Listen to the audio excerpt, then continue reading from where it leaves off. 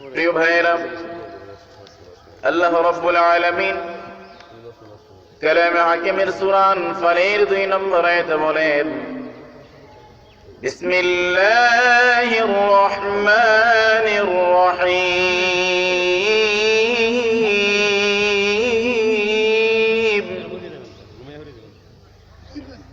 ইন্নামাল মুমিনুনা আল্লাযীনা ইযা যুকিরাল্লাহু ওয়াজিলাত কুলুবুহুম ওয়া ইযা তুলিয়াত আলাইহিম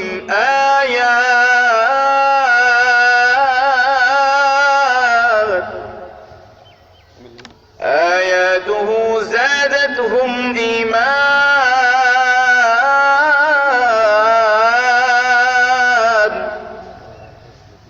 ঈমানাও ওয়া আলা রাব্বিহিম ইয়াতাওয়াক্কালুন।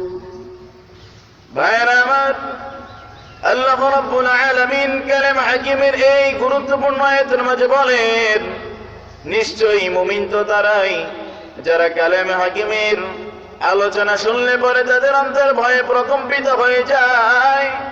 যাদাতহুম ঈমান, এবং বান্দা যখন কালামে হাকিমের তেলাওয়াত শুনবে, এই কালামে হাকিমের তেলাওয়াত শুনলে পরে রব্বে কারীম তার ঈমান আরো বৃদ্ধি করে দেন। সুবহানাল্লাহ। ভাইরা আমার, ওয়া আলা রাব্বিহিম ইয়াতাওয়াক্কালুন, আর মুসলমান সব সময় একমাত্র শুধুমাত্র কেবলমাত্র আল্লাহ রাব্বুল আলামিনের উপরেই ভরসা করবে। ঠিক কি না?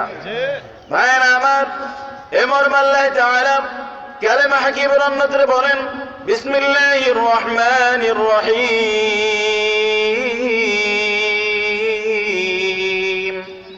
ওয়া তাওয়াক্কাল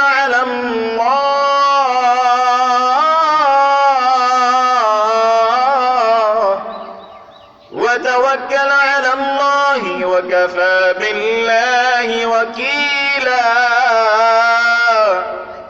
মুসলমান সব সময় একমাত্র শুধুমাত্র কেবলমাত্র রব্বে কারীমের উপরেই ভরসা করবে।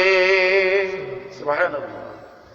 ভাইরা আমার, দুনিয়ার জমিনে মুসলমান কোন মানুষের কাছে ভরসা করতে পারে না যে আমাকে এই দরগা এটা দিবে, এই ব্যক্তি আমাকে এটা দিবে, এইরকম ইচ্ছা পোষণ কোন মানুষই কখনো বিন্দেশি কোন মানুষের কাছে করতে পারে না।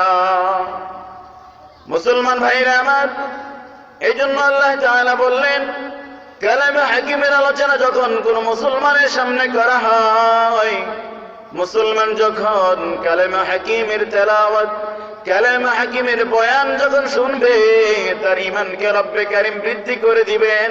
এবং কালামে হাকিমের বয়ান যখন বান্দা শুনবেন, জান্নাতের বয়ান শুনবেন, বান্দা যখন জাহান্নামের বয়ান শুনবেন, বান্দা যখন নাজনে আমাদের কথা চিন্তা করবেন, বান্দা তখন রব্বে কারীমের প্রতি বান্দার কি ভয় সৃষ্টি হয়ে যায়, বান্দার অন্তরে রব্বে কারীম কম্পন সৃষ্টি করে দেন। সুবহানাল্লাহ। তাহলে ভাইরা, তাহলে মুসলমান ধরার বুকে উঠতে বসতে ভরসা করবে রব্বে কারীমের উপরে। দুনিয়ার কোন রাজার কাছে, দুনিয়ার কোন প্রজার কাছে, দুনিয়ার প্রাইম মিনিস্টারের কাছে, কারো কাছে মুসলমান কখনোই ঝর্ণা ধরতে পারে না। জোর বলেন ঠিক কি না? ভাইরা আমার, এজন্যই কালামে হাকিমের আয়াত রব্বে কারীম কোট করে দিলেন, বান্দা দুনিয়ার জমিনে আসবে, দুনিয়ার জমিনে উলামায়ে কেরামের জবান থেকে তুমি বান্দা যখন কোরআনের বয়ান শুনবে, হাদিসের বয়ান শুনবে, তুমি বান্দার অন্তরে আমি রব্বে কারীম ভয় সৃষ্টি করে দিব। আর এই ভয় যখন তোমার অন্তরের ভিতরে ক্রমান্বয়ে বাড়তে থাকবে, তখন তুমি বান্দা অন্যায় কাজ ছেড়ে দিবে, তখনই তুমি বান্দা নামাজ পড়া শুরু করবে। বেনামাজি মানুষগুলো অন্যায় কাজ ছেড়ে দিয়ে নামাজের পথে আসবে, বেরোজগারি মানুষগুলো রোজা রাখবে রমজান মাসে। এবং বান্দা যখন অন্যায় কাজগুলো করবে, এই কালামে হাকিমের নসিহত শোনার কারণে বান্দা অন্যায় কাজগুলো ছেড়ে দিয়ে বান্দা তখন নেকের পথে চলে আসবে। প্রিয় ভাইরা আমার, এই নেকের পথে আসার জন্য অবশ্যই তোমাকে ধর্মীয় জ্ঞান লাগবে। ঠিক কিনা বলেন? ধর্মীয় জ্ঞানের কোনো বিকল্প নাই। আমরা নুরানি ছাত্রদেরকে পড়াই তলাবুল ইলমি ফরিদাতুন আলা কুল্লি মুসলিম, দ্বীনি ইলম তলব করা প্রত্যেক মুসলমানের উপরে ফরজ করা হয়েছে। উলামায়ে কেরাম কালেমা হাকিমে শিক্ষা গ্রহণ করার কারণে তারা ইসলাম সম্পর্কে ভালো জানে। আপনি বলবেন হযরত আমি তো জানি না, এখন আমি কি করব? আপনার জানার জন্য সময় ছিল, আপনি কেন জানলেন না? আমিও তো আপনার মতো রিক্সা চালাইতে পারতাম, আমিও তো আপনার মতো ভ্যানওয়ালা দিন মজুর হতে পারতাম যদি কালেমা হাকিমে শিক্ষা গ্রহণ না করতাম। আপনি শিক্ষা গ্রহণ করেন নাই, যার কারণে তুমি মুমিন। আজকে ভ্যানওয়ালা, রিক্সাওয়ালা, ঠেলাওয়ালা তুমি বান্দা দিন মজুর হয়ে গিয়েছো। আজকে তোমার কোরআন সম্পর্কে কোনো জ্ঞান নাই, আজকে তোমার ইসলাম সম্পর্কে কোনো ধারণা নাই, যার কারণে তুমি মুমিন। অন্যায় কাজের সাথে তুমি সম্পর্ক রয়েছ, অন্যায় কাজ তুমি বান্দা ক্রমান্বয়ে করে যাচ্ছ। এজন্যই খায়রুকুম মান তাআল্লামাল কুরআনা ওয়া আল্লামা, তোমাদের মধ্যে সর্বোত্তম ওই ব্যক্তি যে কালেমা হাকিমের শিক্ষা গ্রহণ করবে এবং অন্য ব্যক্তির কাছে কালেমা হাকিম শিক্ষা দেয়। জোরে বলেন সুবহানাল্লাহ। আমার ভাইরা, এজন্য অবশ্যই মর্যাদা দেওয়া হয়েছে যারা কালেমা হাকিমের শিক্ষা গ্রহণ করেছে। তোমাদের মধ্যে সর্বোত্তম ওই ব্যক্তি, ওই ব্যক্তিটাকে যে কালামের শিক্ষা জানে, যে কোরআনের শিক্ষা জানে, যে ধর্মীয় শিক্ষা জানে, তাকেই বলা হয়েছে ওই ব্যক্তি কালেমা হাকিমের শিক্ষা গ্রহণ করার পরে বান্দা তুমি যখন জাতির কাছে, ব্যভিচারী মানুষের কাছে, জেনাকার মানুষের সামনে যখন কালেমা হাকিমের তেলাওয়াত শোনাবে, যাদাতহুম ঈমানাও ওয়া আলা রাব্বিহিম ইয়াতাওয়াক্কালুন, তোমার অন্তরে রব্বে কারীম যাদাতহুম ঈমান, তোমার অন্তরকে রব্বে কারীম ঈমান দ্বারা ভরপুর করে দিবেন। জোরে বলেন সুবহানাল্লাহ।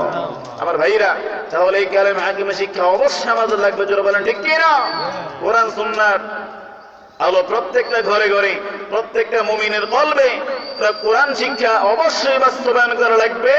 এই কালেমা হাকিমের শিক্ষা যদি প্রত্যেকটা মুসলমানের ভিতরে যদি থাকতো, তাহলে মুসলমান কখনো অন্যায় কাজ করতে পারতো না, মুসলমান কখনোই জেনা ব্যভিচারের সাথে সম্পর্ক রাখতে পারতো না, মুসলমান কখনোই বিন্দেশী জাতির মতো অন্যায় কাজ সেই পশ্চিমার মানুষের মতো ব্যভিচারিণী হতে পারতো না।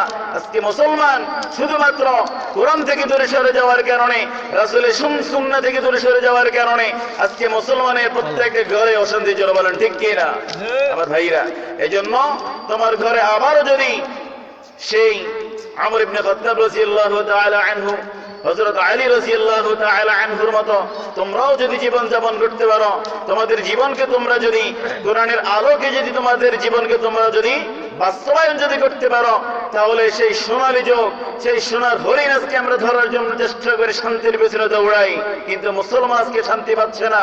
কখনো সম্ভব নয় যতক্ষণ না পর্যন্ত মুসলমান কোরআনের পথে না আসবে, রাসূলের সুন্নাহর পথে যতক্ষণ না পর্যন্ত একজন মুমিন না আসবে, ততক্ষণ পর্যন্ত তোমার ঘরে কখনো শান্তি আসবে না। মুসলমান জোরে বলেন ঠিক কি না?